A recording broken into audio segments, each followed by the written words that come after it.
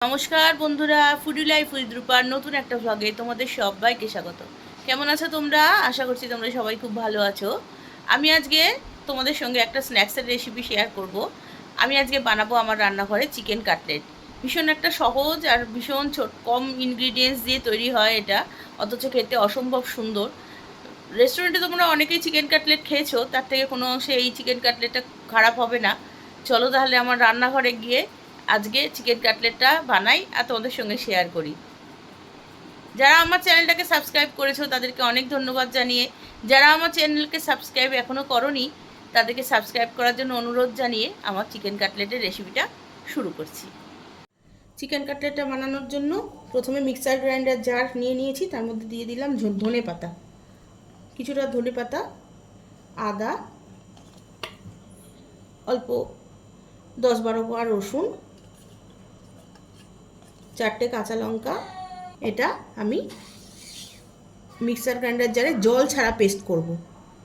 একটা বোল নিয়েছি, তার মধ্যে আমার এখানে কিমা নিয়েছি। আমি এখানে চিকেনটা কিমা করে নিয়েছি, সেই কিমাটা আছে 500 গ্রাম। 500 গ্রাম কিমা আছে। এবার আমি যে পেস্টটা করেছিলাম ধনে পাতা, আদা, রসুন, কাঁচা লঙ্কা, সেই পেস্টটা দিয়ে দেবো এখানে পুরোটা।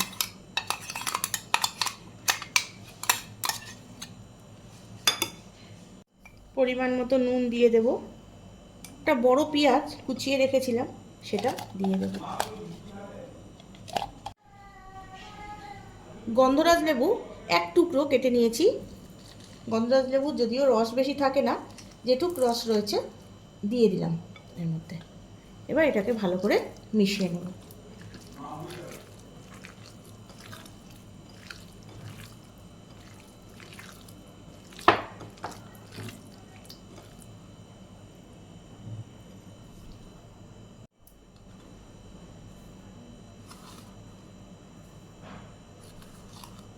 বড় চামচের 4 চামচ মতো ব্রেড ক্রাম্বস দিয়ে দিলাম। আমি এখানে প্যানকো ব্যবহার করছি, তোমরা যে কোনো ব্রেড ক্রাম্বস ব্যবহার করতে পারো।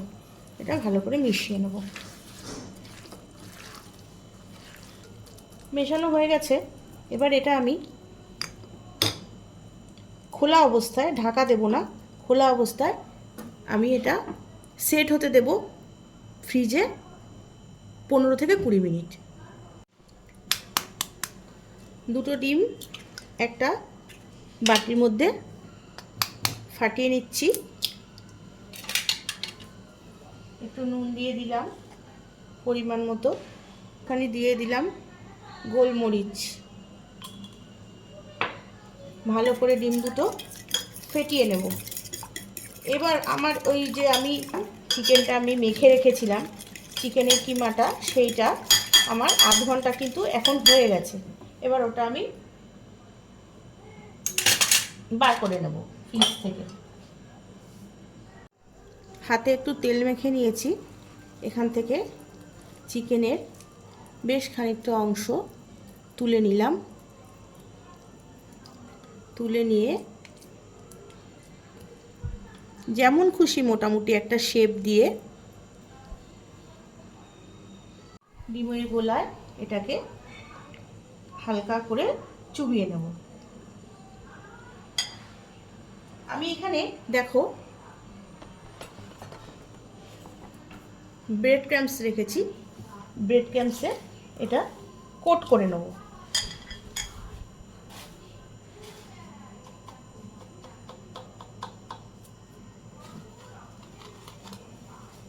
আমি এখানে প্যানকো নিয়েছি, তোমরা কিন্তু ইচ্ছে করলে অন্য যেমন এমনি ব্রেড ক্রাম্বস নিতে পারো। এটা কিন্তু ডবল কোটিং করতে হবে। আবার ডিমের গোলায় চোবাবো, চুবিয়ে এটা ব্রেড ক্রাম্বসে আমি এটা ভালো করে কোট করে নেব। কোট করে নেওয়ার পরে এটাকে ইচ্ছে মতো তোমরা শেপ দিতে পারো। আমি এটাকে দেখো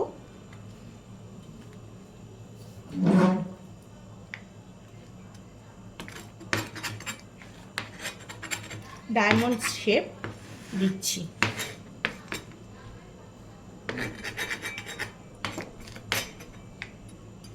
এইভাবে আমি সবকটা কাটলেট বানিয়ে নেব। সবকটা কাটলেট আমার বানানো হয়ে গেছে। দেখো 500 গ্রাম যে চিকেন আমার কিমা ছিল, 500 গ্রাম চিকেনের যে কিমা ছিল তাতে কিন্তু আমার 8খানা কাটলেট হয়েছে। যে কোনো শেপের তোমরা বানিয়ে নিতে পারো, আমি কিন্তু এখানে সবকটাই ডায়মন্ড শেপের বানিয়েছি। চলো এবার চিকেন কাটলেটগুলো ভেজে ফেলি। চিকেন কাটলেটগুলো ভাজার জন্য আমি দেখো কড়াইতে তেল বসিয়ে দিচ্ছি, সাদা তেলে ভাজবো। তেলটা গরমও হয়ে গেছে। এবার আস্তে আস্তে গ্যাসের ফ্লেমটা কিন্তু আমি এখন সিম করে রেখেছি। আস্তে আস্তে চিকেন কাটলেটগুলো দিয়ে দেবো।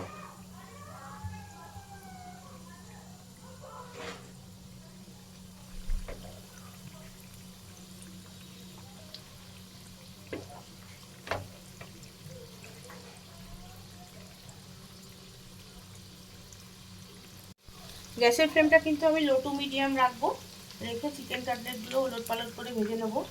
দেখো একটা পিঠ কিন্তু আমার পুরোটা ভাজা হয়নি, আমি আবার উল্টে দিচ্ছি। দিয়ে একটা পিঠ ভেজে এটা একটু শেপে আসলে, একটু শক্ত হলে তখন আমি আবার আরেকটা পিঠ ভালো করে ভাজবো। এভাবে ওলট পালট করে চিকেন কাটলেটগুলো আমি প্রত্যেকটা ভেজে নেব।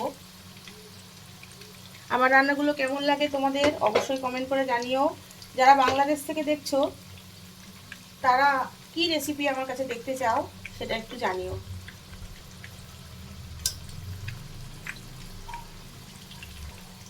আঁচটা কিন্তু আমি লো টু মিডিয়াম রেখে চিকেন কাটলেটগুলো ভাজছি। দেখো এপিট ওপিট করে কেমন ব্রাউন ভাবে কেমন সুন্দর লাল করে একদম এই চিকেন কাটলেটগুলো সবকটা আমি ভেজে নিয়েছি। এবারে তোমাদের সার্ভ করে দেখাবো। ভাজাটা তো তোমাদের দেখানোর কিছু নেই, লো টু মিডিয়াম ফ্লেমে আমি অনেকক্ষণ ধরে ধৈর্য ধরে ধরে ভাজছি, যাতে ভিতরে চিকেনটা কিন্তু ভালোভাবে মানে কুক হয়। তাহলে চলো এবার সার্ভ করে তোমাদের দেখাই যে আমার চিকেন কাটলেটটা কেমন হয়েছে। তার আগে তোমাদের একটুখানি আওয়াজটা দেখো, প্রচণ্ড কড়কড়ে হয়েছে, ওপরটা কড়মড়ে ক্রিস্পি। দেখো আওয়াজটা দেখো কত ক্রিস্পি হবে ব্যাপারটা, সেটা তোমাদের দেখানোর জন্য এই আওয়াজটা আমি। তাহলে চলো এবার চিকেন কাটলেটগুলো তোমাদের সার্ভ করে দেখাই। চিকেন কাটলেটগুলো সার্ভ করে দিয়েছি, মানে আমি দুটো কাটলেট সার্ভ করে তোমাদের একটু দেখাচ্ছি আর কি। একটু পেঁয়াজের রিং দিয়েছি আর একটু দিয়েছি টমেটো সস। আমার যে রান্নাগুলো সেগুলো কেমন তোমাদের লাগছে একটু কমেন্টের মাধ্যমে জানিও। নতুন দিনের নতুনের একটা ভিডিও নিয়ে তোমাদের সাথে খুব শীঘ্রই চলে আসছি। ততক্ষণে তোমরা সবাই ভালো থেকো। যারা সাবস্ক্রাইব করেছো তাদের আমি অনেক ধন্যবাদ জানাচ্ছি।